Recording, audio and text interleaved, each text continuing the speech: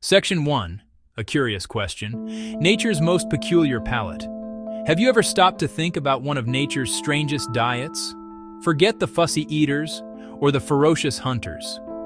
Instead, picture this. An animal that has dedicated its entire existence to something we all produce but would rather not think about. Poop. How on earth did any creature, let alone a whole family of them, evolve to not just tolerate dung, but to build their entire world around it? It seems utterly baffling, a real head-scratcher. But this journey into the world of dung beetles is one of the most fascinating stories of adaptation and opportunity. The world of beetles is vast and bewilderingly diverse, a kaleidoscope of colors, shapes, sizes. Within this enormous group, there are many that might occasionally nibble on a bit of dung if the opportunity arises. However, the true specialists, the ones that have truly mastered this mucky menu, are a much more exclusive club. These are the creatures we call the true dung beetles. They don't just see dung as a snack, it's their home, their nursery, their currency, their entire reason for being. When we talk about dung beetles, it's easy to imagine that any beetle found near a pile of manure fits the bill. But in the world of entomology, precision is key. The term dung beetle is often used as a broad catch-all, but the real experts belong to a specific subfamily. All of these beetles are part of a massive superfamily called Scarabaeoidea, which includes everything from the magnificent stag beetles to the familiar garden chafers. This huge group contains thousands upon thousands of species with incredibly varied lifestyles, from eating leaves and fruit to burrowing into rotting wood. It's a sprawling, ancient lineage of beetles. However, within this grand scarab family, only one group has truly earned the title of true dung beetle. This is the subfamily Scarabaeinae. These are the specialists, the connoisseurs of coprophagy, the technical term for dung eating. While other scarabs might have a passing interest in dung, for the Scarabaeinae, it is the be-all and end-all. From the moment they hatch as larvae to their final days as adults, their lives are inextricably linked to the droppings of other animals. This singular focus is what sets them apart and has allowed them to become so incredibly successful across the globe. Think of it like this. The Scarabaeoidea superfamily is like a giant library filled with books on every conceivable subject.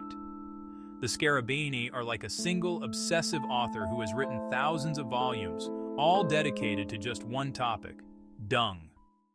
The true dung beetles, the Scarabaeinae, aren't a monolithic group. They display a wonderful variety of behaviors when it comes to handling their precious resource. Scientists generally divide them into three main functional groups, based on their strategy for dealing with a fresh dung pat. The most famous of these are, without a doubt, the rollers, or telecoprids. These are the beetles you might have seen in nature documentaries, tirelessly sculpting a piece of dung into a perfect sphere. They then push this ball away from the chaotic scrum at the dung pat, often moving it a considerable distance before burying it. This rolling behavior is a high-risk, high-reward strategy. By moving the dung ball away, the beetle reduces competition from other beetles and protects its prize from being stolen. It also moves the food source to a location of its own choosing, perhaps where the soil is softer for burial.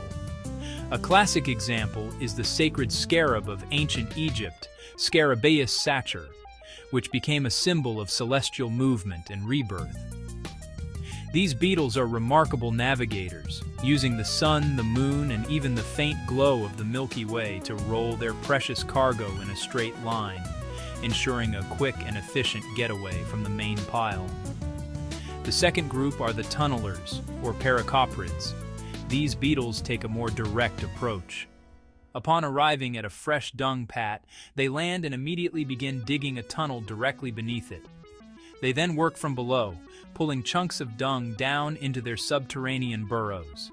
These tunnels can be surprisingly deep and often contain several chambers, which the beetles provision with dung to create brood masses for their young. This strategy keeps the dung cool and moist, preserving its nutritional quality for the developing larvae. Section 4, From Rot to Riches, the Evolutionary Leap to Dung. The journey to becoming a full-time dung diner was not an overnight transformation. It was a gradual evolutionary process that likely began tens of millions of years ago. The ancestors of modern dung beetles were probably not fussy eaters. Scientists believe they were generalist decomposers, saprophagy. They fed on a variety of decaying organic matter, fungi, decomposing plant material, carcasses of dead animals. Their digestive systems were already equipped to handle tough, nutrient-poor materials. That gave them a crucial pre-adaptation for what was to come. The key turning point was the rise of large herbivorous mammals. Vast grasslands spread across continents in the Cenozoic, with massive herds of grazers. This created an abundant, highly reliable new resource: dung. For a beetle used to decay, a fresh dung pat was an ecological goldmine. Pre-processed plant matter, rich in moisture, microbes, and undigested nutrients. A massive ecological opportunity. Beetles that could tolerate and digest dung thrived. Natural selection favored traits for finding and using dung. Gut microbes good at breaking down plant fibers. Section 5. The Dung Detector's Toolkit, Adaptations for a Smelly Job. To become a master of dung, a beetle needs more than just an appetite for it. It needs a highly specialized set of tools. The evolution of the Scarabini is a masterclass in physical and behavioral adaptation. Perhaps the most critical tool is their incredible sense of smell. Dung beetles are equipped with spectacular antennae, not simple feelers, but fan-like lamellae.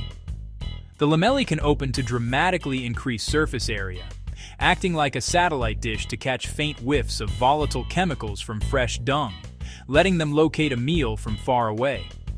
Once they locate the prize, their bodies are built for the hard labor that follows. Dung beetle legs are a marvel of engineering. Front legs, broad. Front legs, flattened. Front legs, serrated, like powerful rakes, for digging through soil, for shaping a dung ball. Middle legs, back legs, often long and spindly, especially in roller species. These long legs let the beetle stand over its ball and push it with greater leverage, using a head-down, rear-up posture. Tunneler species, by contrast, have shorter, more robust legs, giving power for subterranean excavation. Their overall body shape is also highly functional. Most dung beetles are compact, rounded, heavily armored. This robust build protects them from being trampled by the large animals that produce their food and provides strength for powerful pushing and digging. The smooth, hard exoskeleton helps them move through soil and dung. This body plan is less about aerodynamics for flight and more about being a tiny, living bulldozer, perfectly designed for shoving and burrowing. Internally, adaptations are just as remarkable. A dung beetle's gut is a complex bioreactor teeming with specialized microbes, bacteria, yeasts. Section 6. Nature's Unsung Heroes, Why We Need Dung Beetles.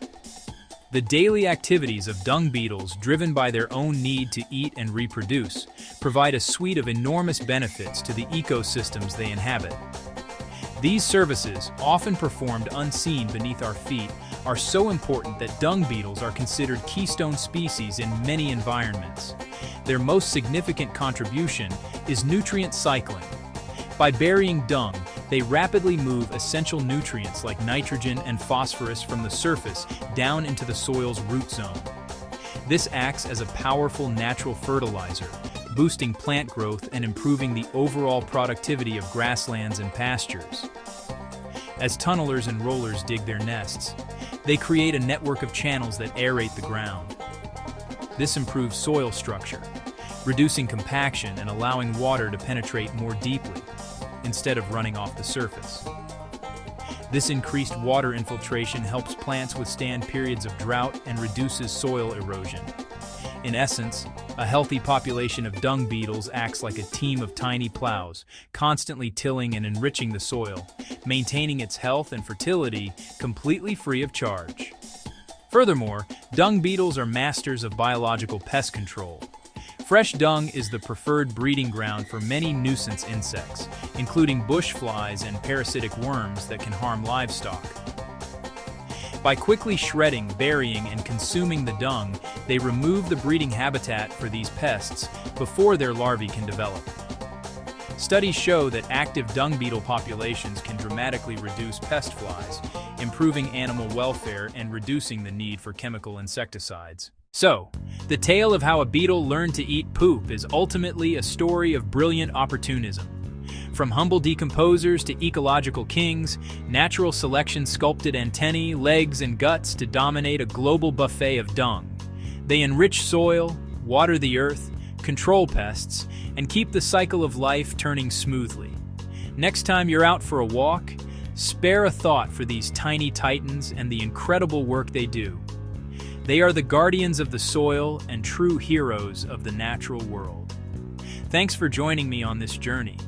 If you enjoyed this deep dive into the world of nature's recyclers, please give this a like and subscribe for more stories from our amazing planet.